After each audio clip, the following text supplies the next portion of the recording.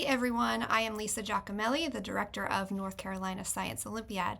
Welcome to our first episode for the 2024 tournament season of the NCSO Debrief, our monthly Q&A video series where I answer all of your questions. So many questions.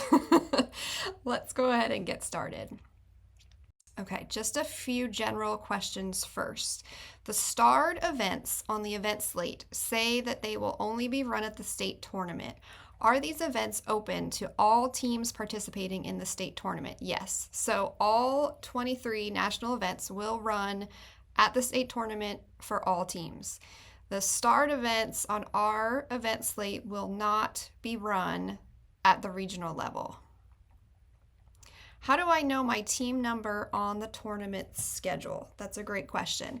Team numbers are shared with coaches about 1 month in advance of the tournament date.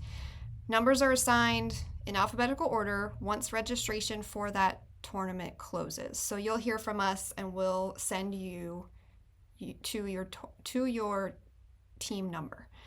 But that will not happen until about 1 month prior to the tournament.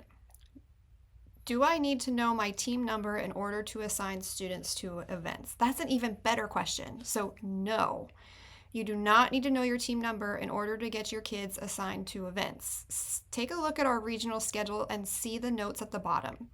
We added some notes there for you to help you with this. Events are grouped together and students can select an event from each group. And this will work in the schedule regardless of what your assigned team number is. So take a look at the notes on the bottom of the regional schedule. That will help you. At regionals, will self-scheduling be offered for build events? No. So we're not self-scheduling at regionals. Build events are included in the schedule just like all of the other events. But we will self-schedule for states.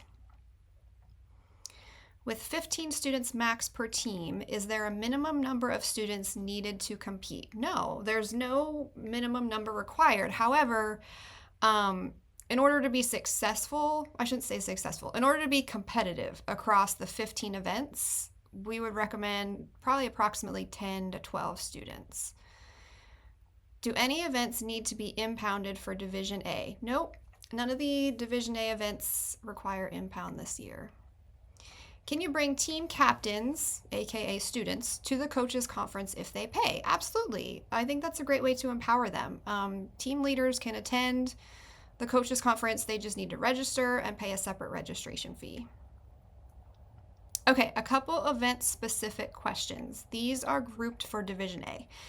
What safety equipment is required for Just Plain Awesome? Just Plain Awesome is one of our new events for Division A this year.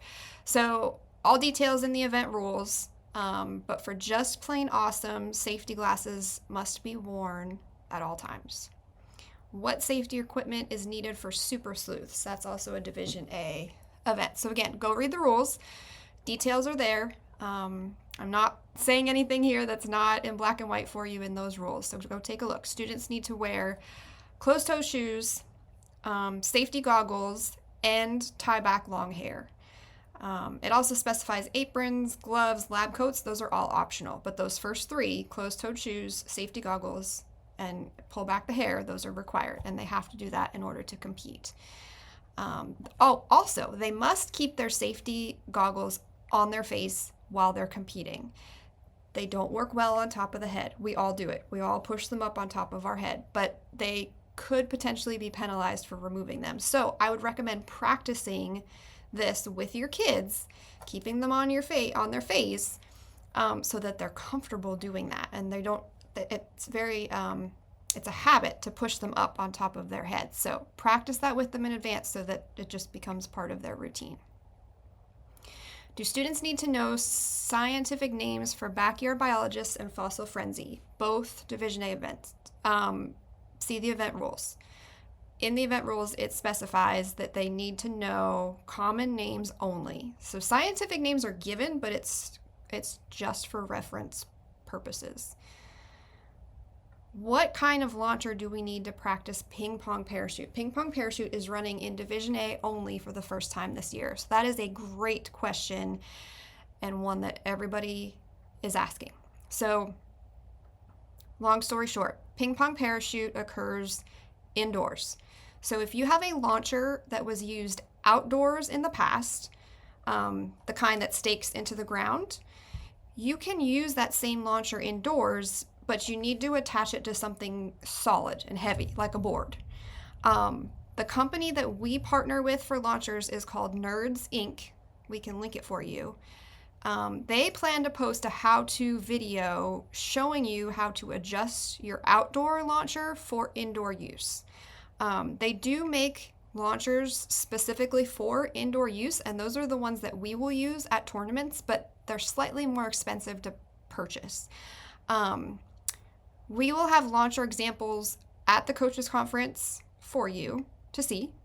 And Nerds Inc. also plans to provide our coaches with a discount code to use following the conference if you're looking to purchase. Do we still need to bring the bottle labels to competition for ping pong parachute? 100%. Yes. Yes, yes, yes. They need to match the bottle that you're using. This is a huge safety concern, so we cannot launch a bottle that is not carbonated, which is why you need to present the label to prove that it is indeed a carbonated bottle. Okay, some Division BC questions. For the flight event at regionals and states, will the AC be turned off? This question, you guys. The number of times that I am asked this question is outrageous.